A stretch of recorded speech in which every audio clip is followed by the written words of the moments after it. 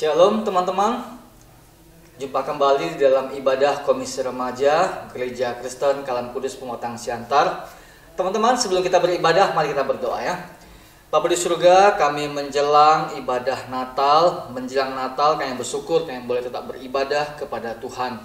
Kami mau belajar firman, kami mau memuji Tuhan.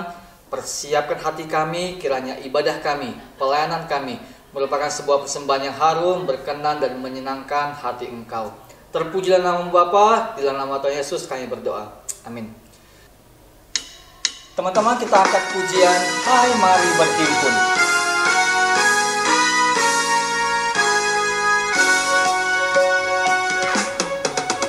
Hai mari berhimpun dan bersukaria, turut semua ke Betlehem.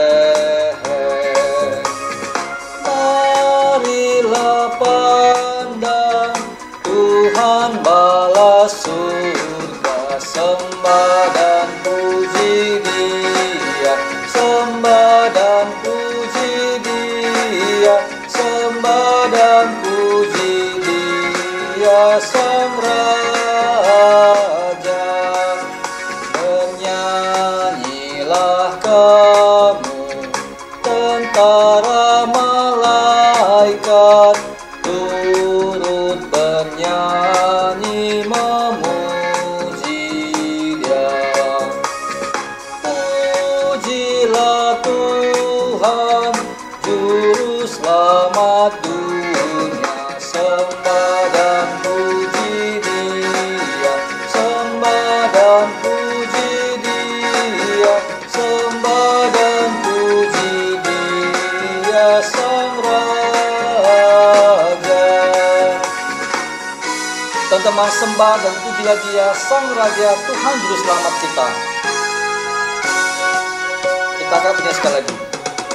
Hai mari berhimpun dan bersukaria,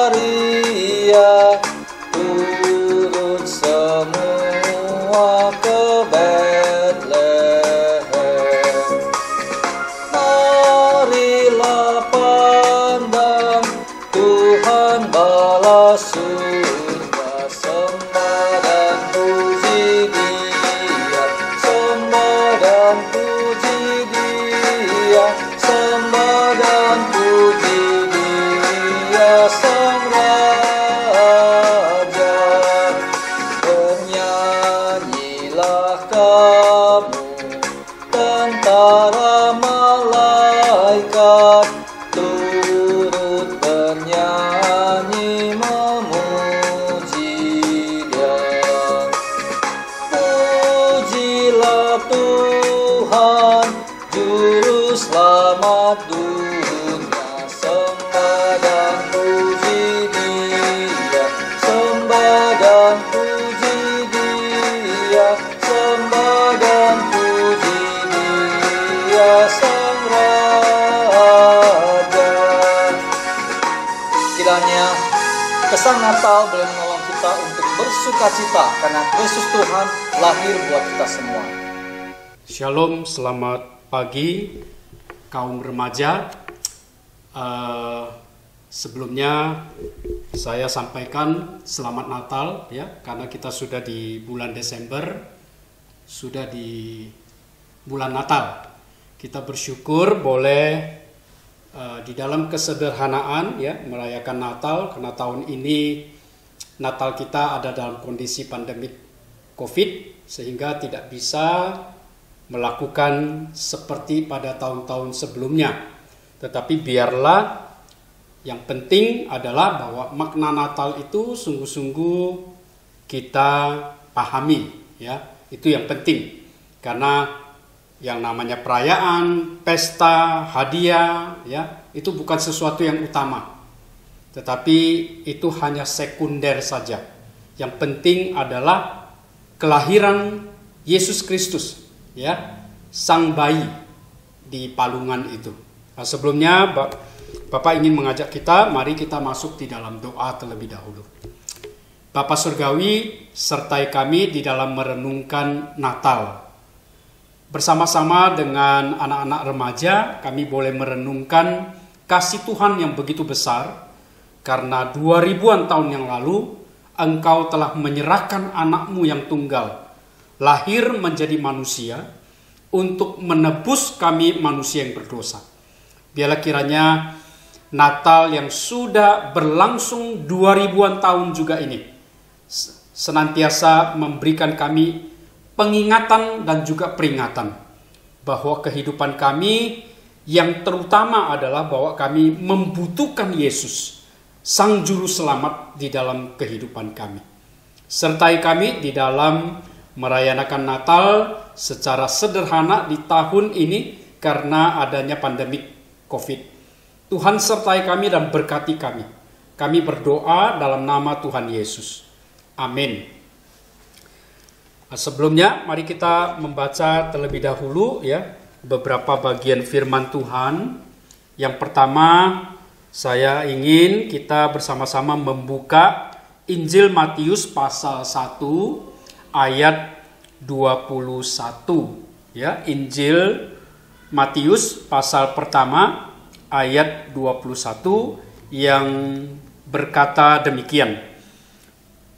Ia akan melahirkan anak laki-laki dan engkau akan menamakan dia Yesus, karena dialah yang akan menyelamatkan umatnya dari dosa mereka. Karena dialah Yesus itu yang akan menyelamatkan umatnya dari dosa mereka. Menyelamatkan umatnya. Ya, Bapak berharap kita semua walaupun masih remaja, kita adalah umatnya. Karena kalau kita adalah umatnya, kitalah yang menjadi sasaran daripada keselamatan itu. Ya, bagian yang kedua adalah dari surat Galatia pasal kedua, surat Galatia pasal kedua ayat 20 ya. Galatia pasal 2 ayat 20 yang berkata demikian. Namun aku hidup, tetapi bukan lagi aku sendiri yang hidup, melainkan Kristus yang hidup di dalam aku. Dan hidupku yang kuhidupi sekarang di dalam daging adalah hidup oleh iman dalam Anak Allah yang telah mengasihi aku dan menyerahkan dirinya untuk aku. Sekali lagi ya, Bapak membaca sedikit dari ayat 19 kalimat yang terakhir. Aku telah disalibkan dengan Kristus, namun aku hidup. Tetapi bukan lagi aku sendiri yang hidup, melainkan Kristus yang hidup di dalam aku. Bapak ulangi lagi ya, karena ini penting sekali. Di dalam merayakan Natal, ayat ini sangat penting selain memberitahukan kepada kita tentang kelahiran Kristus, ya, tentang kelahiran Kristus. Kelahiran Kristus sudah terjadi 2000-an tahun yang lalu. Tetapi hari ini yang harus terjadi adalah bukan lagi aku sendiri yang hidup, melainkan Kristus yang hidup di dalam aku. Ya. Nah, anak-anak, yang akan kita pikirkan bersama-sama di dalam bulan Natal ini ya, di dalam merayakan kasih Tuhan dalam kehidupan kita, maka mari kita merenungkan pentingnya ya Natal ini melalui kehidupan Kristus di dalam hidup kita. Ya, Kristus itu seharusnya hidup di dalam kita. Ya, bukan lagi dia lahir pada waktu 2000-an tahun yang lalu, karena itu sudah berlangsung lama. Kelahiran Kristus secara jasmani, secara tubuh itu sudah terjadi dan tidak perlu diulang, ya, tidak perlu diulang. Yang perlu diulang, kalau kita kan mau katakan ini diulang dalam hidup kita adalah pertobatan, ya, bertobat dari dosa-dosa kita. Setiap kali kita jatuh di dalam dosa, bertobat. Ya, karena apa? Pertobatan itu adalah tanda sejati seseorang itu sudah di dalam Kristus. Pertobatan sejati adalah tanda bahwa seseorang sudah di dalam Kristus. Nah, yang menjadi pertanyaan yang sangat penting di dalam Natal tahun ini, apakah anak-anak remaja semuanya sudah di dalam Kristus? Apakah sudah mengalami pertobatan yang sejati? Apakah benar-benar bertobat, menerima Yesus, ya? Karena Yesus mengingatkan kita senantiasa ada dosa di dalam hidup kita yang harus kita serahkan kepada Tuhan. Ini penting, ya, karena tanpa pertobatan sejati, kekristenan kita, berapapun lamanya kita menjadi orang Kristen, bahkan walaupun kita lahir dalam keluarga Kristen, itu tidak akan menunjukkan kekristenan yang sejati dalam kehidupan kita. Tetapi Kristus hidup di dalam aku, ya, sebagaimana yang dikatakan di dalam surat Galatia pasal 2 ayat 20, bukan lagi aku sendiri yang hidup, melainkan Kristus yang hidup di dalam aku. Ini penting, ya. Ada 3 tanda kalau memang Kristus sudah hidup di dalam kita. Ada 3 tanda. Tanda yang pertama adalah sukacita. Tanda yang kedua adalah damai sejahtera. Tanda yang ketiga adalah iman, tapi iman yang sejati. Ya, nanti kita akan secara ringkas saja membahas ini. Tetapi yang penting adalah yang menjadi pertanyaan buat anak-anak remaja sekalian adalah, apakah sukacita sudah ada dalam hidup kita? Apakah kita sudah memiliki? Apakah damai sejahtera, shalom itu sudah kita miliki? Apakah iman yang sejati sudah kita miliki? Ya, kalau belum, mintalah anak-anak. Mintalah kepada Allah untuk memberikan kita, ya, memberikan kepada kita sukacita, damai sejahtera dan iman itu. Jangan menjadi orang Kristen yang tidak memiliki sukacita, damai sejahtera dan iman. Jangan menjadi orang Kristen hanya secara lahiriah. Jangan hanya menjadi orang Kristen karena lahir di tengah-tengah keluarga Kristen. Jangan menjadi orang Kristen, ya, hanya karena sekolah di Kalam Kudus Kristen. Jangan. Tetapi sungguh-sungguh memiliki sukacita, damai sejahtera, iman. Ini 3 tanda yang sangat penting mau menunjukkan kalau Kristus betul-betul ada di dalam hidup kita. Ya, kita perlu membuktikan itu secara pribadi, ya. Yang lain tidak perlu dibuktikan. Kita tidak perlu membuktikan siapa diri kita. Tidak. Kita perlu membuktikan apakah Yesus sudah di dalam hidup kita. Karena kalau tidak ada, ini lebih berbahaya dari COVID-19. Ini lebih berbahaya dari semua bentuk kejahatan di dalam dunia ini. Ya, ini lebih berbahaya dari apapun yang kita lihat, yang kita alami. Mengapa? Karena kita boleh senang di dalam dunia ini. Kita boleh menikmati segala sesuatu yang kita miliki karena orang tua kita. Kita bisa menjadi apa saja dalam dunia ini. Tetapi kalau kita tidak memiliki Kristus, maka sudah pasti dan sudah jelas. Sebagaimana Alkitab mengatakan bahwa semua orang yang tidak memiliki iman kepada Yesus Kristus, setiap orang yang tidak memiliki Yesus Kristus, maka keberadaannya yang terakhir adalah di neraka. Ini bukan merupakan sebuah ancaman.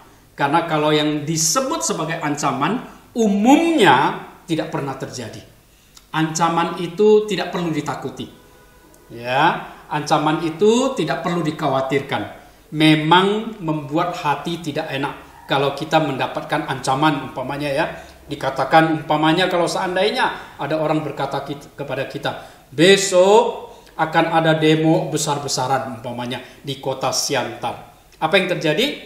Kita takut. Kita merasa tidak nyaman, ya, kegiatan menjadi terganggu, segala sesuatu menjadi mungkin tidak baik. Tetapi itu masih dikatakan sebagai besok. Apakah itu terjadi atau tidak? Kita nggak tahu. Ya, kita nggak tahu. Tapi dikatakan besok. Dan itu masih bisa tidak jadi.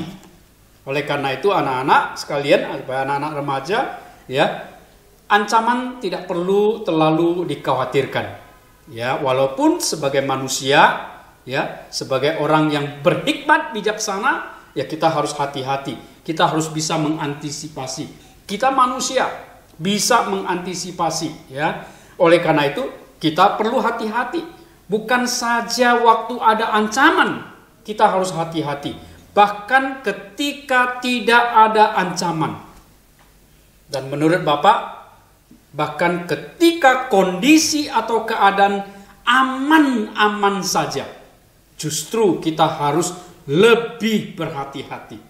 Karena kita tidak pernah menduga. Siapa yang pernah menduga kalau hari ini sudah 9 bulan kita mengalami COVID? Ya, siapa yang bisa menduga kalau hari ini ada virus corona? Siapa yang bisa menduga selama ini kita sekolah biasa-biasa saja tahun demi tahun, ya? Kalau kalian adalah remaja SMP, kalian sudah menikmati TK, SD, lancar semuanya. Tidak pernah ada kejadian apapun. Tetapi ketika SMP, kalian mengalami apa? Mengalami pandemik COVID ini. Tidak bisa sekolah di sekolah. Ya, sekolah semua bukan diliburkan, tetapi dilakukan secara jarak jauh. Dalam arti melalui visual, ya, melalui online begitu. Apa yang terjadi? Apakah kita pernah menduga sebelumnya akan terjadi seperti ini? Tidak ada. Kita tidak pernah menduga itu. Oleh karena itu anak-anak kembali kepada ayat Galatia 2 ayat 20. Mari kita memeriksa hidup kita. Pertama, periksa apakah sudah ada sukacita. Yohanes 15, Bapak akan membacakan, ya. Yohanes pasal 15 ayat 11. Kalian yang menyaksikan, ya, ini berupa rekaman, bisa mengikuti dengan cara membaca dan membuka Alkitab juga. Yohanes 15 ayat 11, ya. Bapak akan bacakan. Semuanya itu kukatakan kepadamu supaya sukacitaku ada di dalam kamu dan sukacitamu menjadi penuh. Siapa yang berkata ayat ini? Sekali lagi, ya, saya bacakan. Semuanya itu kukatakan kepadamu supaya sukacitaku ada di dalam kamu dan sukacitamu menjadi penuh. Ya, siapa yang berkata ayat ini? Yesus Kristus. Tuhan Yesus yang berkata. Apa yang Tuhan Yesus katakan? Dia mengatakan bahwa semuanya itu kukatakan kepadamu. Ya, mu-nya di sini memang tidak langsung kepada kita. Kepadamu di sini adalah kepada para rasul. Ya, khusus kepada para rasul yang 12 orang. Masih ada Yudas Iskariot. Ya, karena Yudas Iskariot sudah masih bersama dengan mereka. Oke.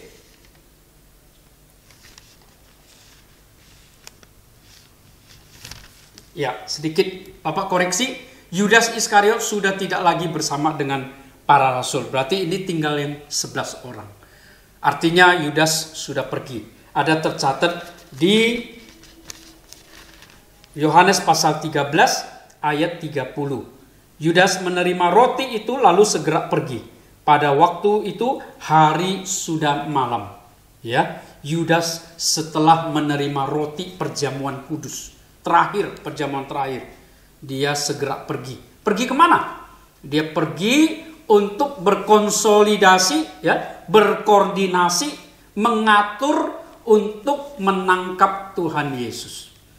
Dia akan membawa orang-orang dari Pak Imam, ya, penjaga-penjaga, pengawal-pengawal dari Bait Allah untuk datang menangkap Yesus Kristus.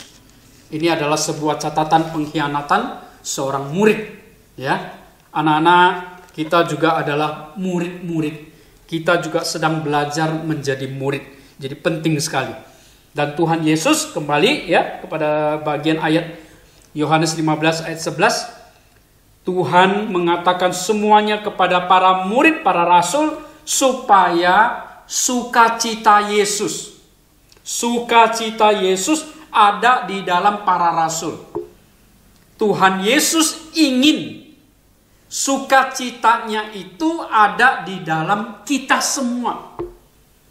Inilah sukacita yang sesungguh-sungguhnya, bukan dari dunia. Anak-anak, mari sejenak ya, tinggalkan ya apa yang ada dalam pikiran kita tentang dunia. Coba konsentrasi kepada firman Tuhan yang berkenaan dengan bulan Natal ini. Ya, sejenak tinggalkan apapun yang ada dalam pikiran kita saat ini, karena semuanya itu sangat mengganggu kita. Ingat anak-anak, Tuhan Yesus pernah berkata, jika matamu ya membuat kamu berdosa, apa yang harus dilakukan? Tuhan Yesus mengatakan, cungkillah itu keluar. Ini tentu saja bukan sebuah perintah hurufiah ya anak-anak. Ini adalah sebuah bahasa hiperbola. Tuhan Yesus memakai kalimat cungkillah matamu keluar itu bukan bermaksud memerintahkan kalau setiap orang yang berdosa melakukan apa? Kalau tangannya membuat dia berdosa, dibuntungi. Kalau kakinya berdosa, dibuntungi. Kalau kepala yang berdosa bagaimana? Dibuntungi juga. Tentu ini bukan hurufiah. Ya, tetapi ini adalah bahasa hiperbola. Mengapa Tuhan Yesus memakai bahasa hiperbola? Karena mau menegaskan dosa itu bahaya. Anak-anak, berapa banyak di antara kita yang sungguh-sungguh ya merenungkan, sungguh-sungguh betul-betul sudah memahami ya bahwa dosa itu bahaya. Atau kita masih berpikir gak apa-apalah, dosa-dosa sedikit ya hukumannya juga sedikit. Jikalau masih seperti itu pikiran anak-anak sekalian, setelah sekian lama mendengarkan firman Tuhan, mendengarkan khotbah, Bapak minta bertobatlah. Kenapa? Jangan pernah main-main dengan dosa. Jangan pernah memberi pintu sekecil apapun kepada dosa. Jangan memberi kesempatan. Kita tidak pernah boleh kompromi. Dunia ini sudah jatuh di dalam dosa. Kita manusia adalah keturunan Adam dan Hawa, sudah ada di dalam dosa. Tetapi kita bersyukur. Mengapa? Karena hari ini, di bulan Desember ini, kita merayakan Natal untuk apa? Untuk merayakan kelahiran Yesus yang akan menyelamatkan umatnya. Menyelamatkan dari apa? Dari dosa. Anak-anak, sekali lagi, kalau kita betul-betul belum merenungkan, memahami apa itu dosa, penting sekali. Renungkan itu. Dosa itulah yang membawa Yesus anak Allah. Allah itu sendiri. Firman Allah yang bersama-sama dengan Allah itu yang menjadi manusia. Yesus adalah Allah yang menjadi manusia. Ya, Yesus bukan manusia menjadi Allah. Jangan terbalik di sini. Ya, Yesus adalah dari sana datang ke sini. Yesus dari sorga datang ke bumi. Dengan cara apa? Dilahirkan sama seperti kita. Untuk apa? Supaya bisa disalibkan di atas kayu salib. Supaya bisa mengucurkan darahnya. Karena itulah yang dituntut oleh hukum Taurat. Karena itulah yang wajib dilakukan jika seseorang harus menerima pengampunan dosa.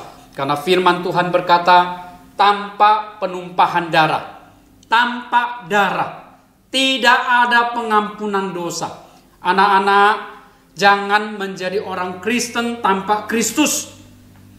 Jangan menjadi orang Kristen tanpa pertobatan. Jangan menjadi orang Kristen yang tidak memahami dosa itu bahaya. Jangan menjadi orang Kristen yang bermain-main dengan dosa. Jangan menjadi orang Kristen asal-asalan. Jangan menjadi orang Kristen sekedarnya. Jangan. Tetapi menjadilah orang Kristen yang benar-benar sungguh-sungguh. Kalau hari ini belum ada sukacita, mintalah dari Tuhan. Kenapa? Karena Tuhan ingin memberikan sukacita itu. Mengapa Tuhan ingin memberikan sukacita itu? Apakah kita tidak bisa mendapatkan sukacita di bumi ini? Bisa. Ketika kita dapat hadiah di bulan Natal ini, senang nggak? Senang. Ketika kita tidak pernah menduga, ya, ternyata orang tua kita membelikan sebuah hadiah yang sudah kita rindukan selama ini. Kita sudah menginginkan, tetapi tidak pernah dikasih, ya, bertahun-tahun. Lalu tiba-tiba diberi oleh orang tua kita di bulan Natal ini. Senang nggak? Senang sekali. Ya, sesuatu yang sangat menggembirakan sekali, membuat hati bersuka, menjadi penuh dengan kegembiraan. Siapa yang tidak suka di dalam dunia ini dengan hadiah? Gak ada. Semua orang suka hadiah. Tetapi ingat, berapa lama ketika kamu menerima hadiah itu? Walaupun kamu sudah bertahun-tahun menginginkan itu, baru dapat sekarang. Berapa lama hadiah itu akan tetap bisa membuat kamu bersukacita? Tidak lama, anak-anak. Dan Bapak berani bertaruh, seminggu saja sudah selesai. Mungkin itu sudah tidak ada artinya lagi. Dan Bapak ingin bertanya, apa ada di dalam dunia ini, benda apapun itu yang bisa membuat kita benar-benar bersukacita? Gak ada. Gak ada. Jangan tertipu dengan dunia ini. Karena dunia ini memang menawarkan banyak hal, seolah-olah bisa memberikan kepada kita sukacita, damai sejahtera. Tidak ada. Tidak ada yang bisa memberikan itu, dan tidak ada di dalam dunia ini yang akan membuat kita bersuka, memiliki damai yang di dalam Alkitab dikatakan justru itu menjadi sumber yang tidak pernah habis-habisnya. Perhatikan Yohanes pasal 15 ayat 11 itu, ya. Supaya sukacitaku ada di dalam kamu dan sukacitamu menjadi penuh. Apa artinya penuh? Anak-anak pernah menuang air ke dalam gelas dan itu kepenuhan lalu tumpah? Apakah ada di antara kita yang kalau mau tuang air selalu maunya tumpah? Tentu tidak ada, ya. Itu tentu saja tidak benar itu, ya. Tetapi Tuhan Yesus di sini ayat ini mau mengatakan Dia mau memberikan sukacita kepada kita. Dan Dia ingin sukacitanya ini ketika ada di dalam kita penuh. Apa artinya penuh? Tidak pernah kekurangan. Apa artinya tidak ada kekurangan? Selalu sukacita. Dan sukacita ini sekali lagi anak-anak bukan karena sesuatu yang dari dunia. Bukan. Tetapi sukacita ini dari atas. Tidak pernah bisa dari dunia. Dunia ini tidak pernah bisa memberikan sukacita. Dunia ini tidak pernah ada memberikan damai sejahtera. Tidak ada. Semua itu dari atas. Dari Yesus. Allah yang adalah sumber. Dialah sumber sukacita, damai sejahtera kita. Kita harus memiliki itu. Ya. Kalau kita belum memiliki sukacita, damai sejahtera seperti itu, minta. Bapak bacakan ya untuk damai sejahtera yang kedua, tanda yang kedua, jikalau Kristus hidup di dalam kita adalah damai sejahtera atau shalom, ya. Yohanes 14 ayat 27.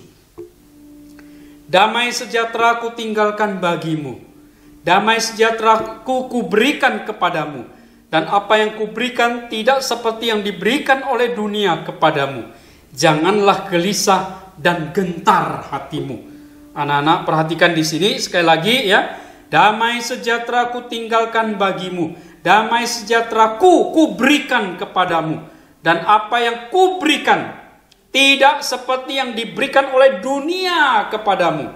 Janganlah gelisah dan gentar hatimu. Mengapa Tuhan mengatakan soal damai sejahtera dikaitkan dengan soal gelisah dan gentar? Karena sebentar lagi Yesus akan ditangkap. Sebentar lagi mereka akan tercerai-berai. Mereka akan lari ketakutan. Mereka akan bersembunyi di rumah. Tutup pintu, tutup jendela. Mereka takut. Mereka gelisah. Karena mereka takut juga ditangkap.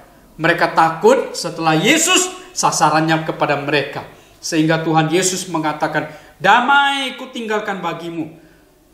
Kita tidak pernah melihat kondisi, ya. Kita hanya membaca bagaimana kondisi para murid setelah Tuhan Yesus ditangkap di Taman Getsemani itu.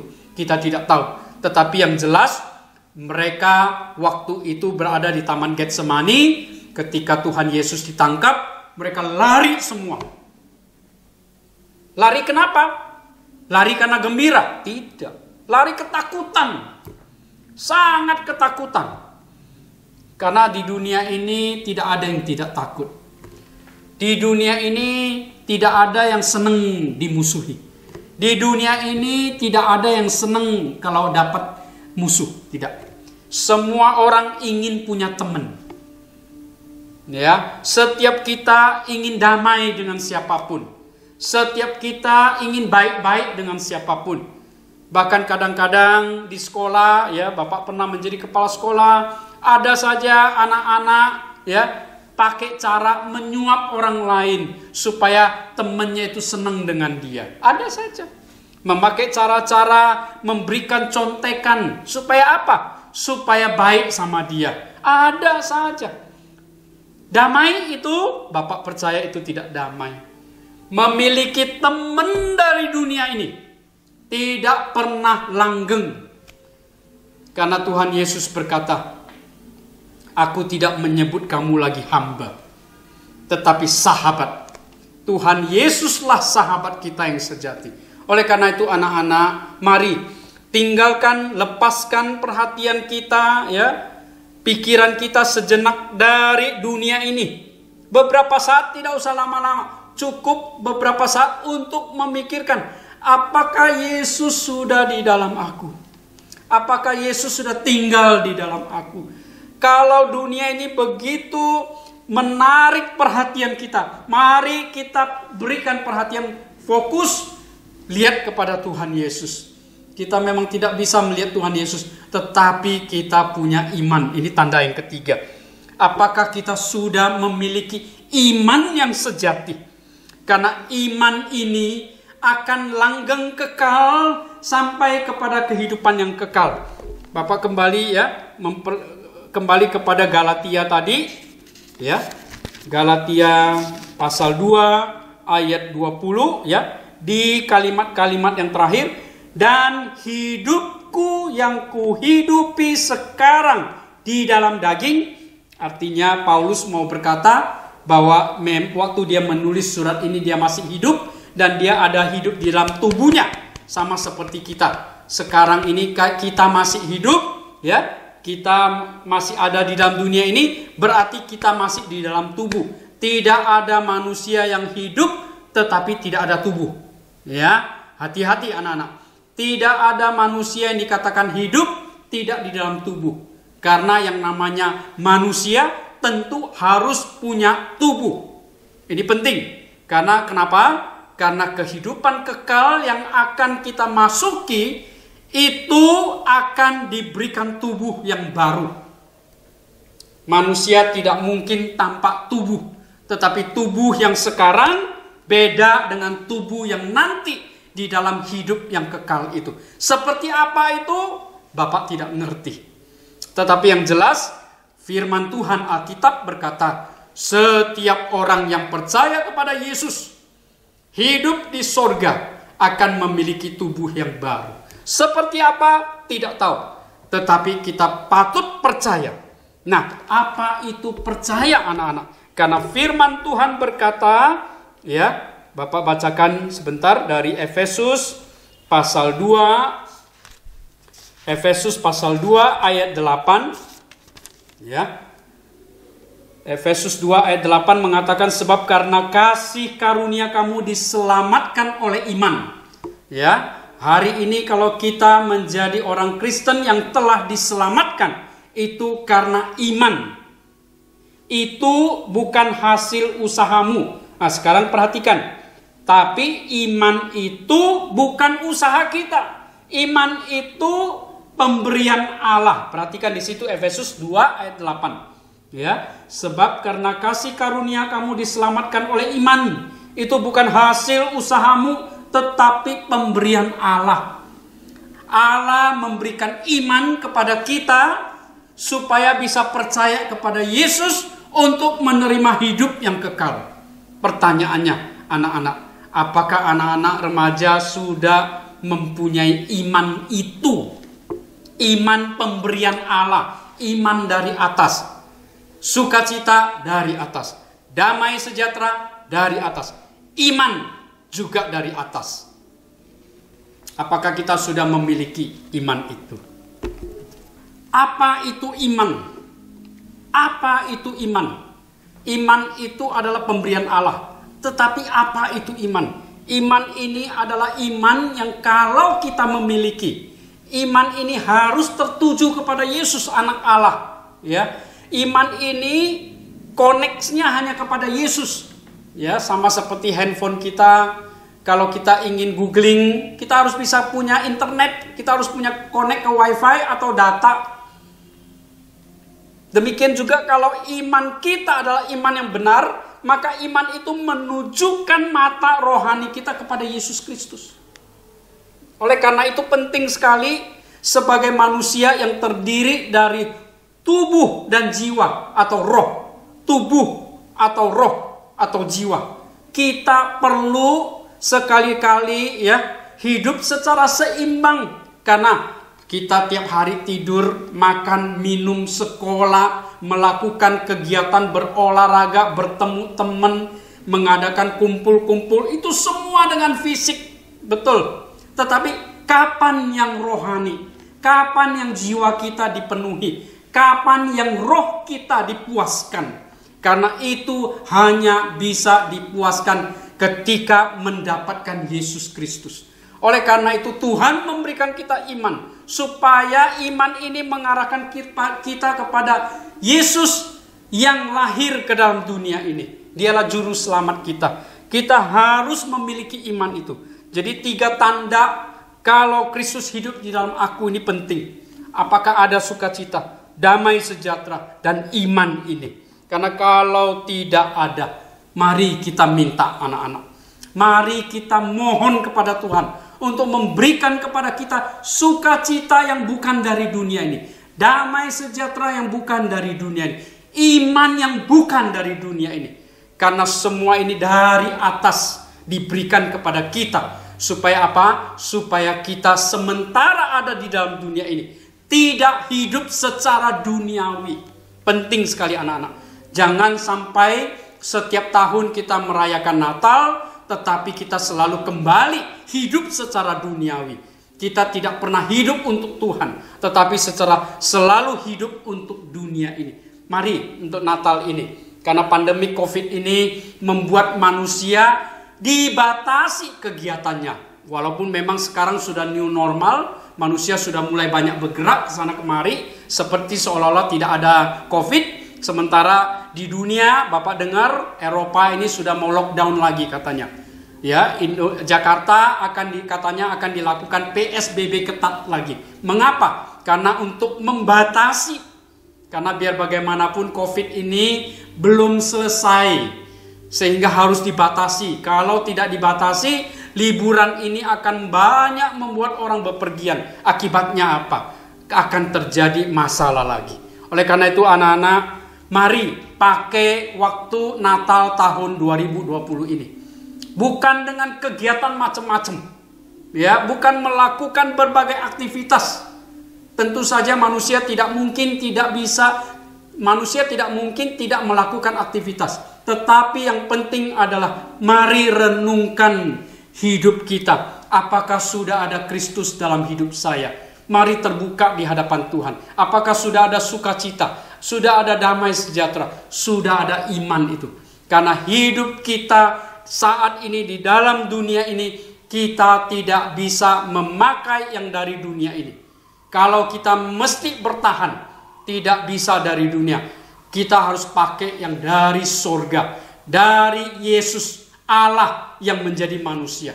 Dialah sumber kita supaya kita bertahan sampai Yesus datang kembali yang kedua kalinya.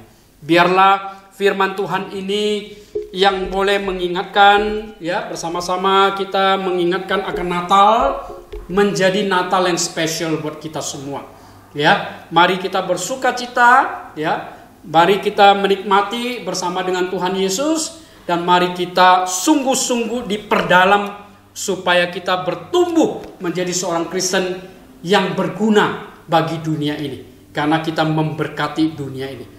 Terima kasih, mari kita berdoa, ya. Bapak Surgawi, terima kasih karena Tuhan sudah memberkati kami. Biarlah firman Tuhan yang sudah disampaikan kepada anak-anak sungguh-sungguh boleh membuat kami meneliti kembali kehidupan kami. Tuhan tolong kami supaya di dalam Natal ini, biarlah ini menjadi Natal yang spesial. Kami memiliki sukacita, damai, dan iman, karena itu adalah anugerah atau pemberian dari Tuhan. Terpujilah Engkau ya Bapa. Kami berdoa bersyukur dalam nama Tuhan Yesus. Amin. Shalom, selamat Natal buat kita semua. Teman-teman, kiranya firman Tuhan boleh menguatkan kita, menolong kita untuk mengerti makna Natal yang sesungguhnya. Teman-teman, tanggal 25 Desember ini jam 10 pagi teman-teman boleh lihat di channel YouTube ada ibadah live streaming Natal Gereja Kristen Kalam Kudus Pematang Siantar. Berharap teman-teman boleh mengikutinya. Biarlah kita boleh bersukacita merayakan kelahiran Kristus, Tuhan Juru Selamat kita. Mari kita memberikan persembahan. Seperti biasa, teman-teman boleh memberikannya melalui transfer ke rekening gereja atau melalui QR Code, ataupun teman-teman boleh mengumpulkan nanti setelah kita boleh kembali beribadah di gedung gereja. Kiranya kasih karunia Tuhan menolong kita semua untuk bersukacita. Mari kita akhiri ibadah kita berdoa. Kami bersyukur kami boleh beribadah kepada Tuhan, boleh belajar firman Tuhan. Kiranya firman Tuhan boleh menguatkan kami belajar menjadi seorang murid di hadapan-Mu. Kami telah memberikan persembahan. Biarlah kiranya oleh persembahan ini kami mengingat akan pimpinan pemeliharaan Tuhan dalam kehidupan kami. Terpujilah nama-Mu Bapa. Di dalam nama Tuhan Yesus kami berdoa. Amin. Terima kasih, Tuhan Yesus memberkati.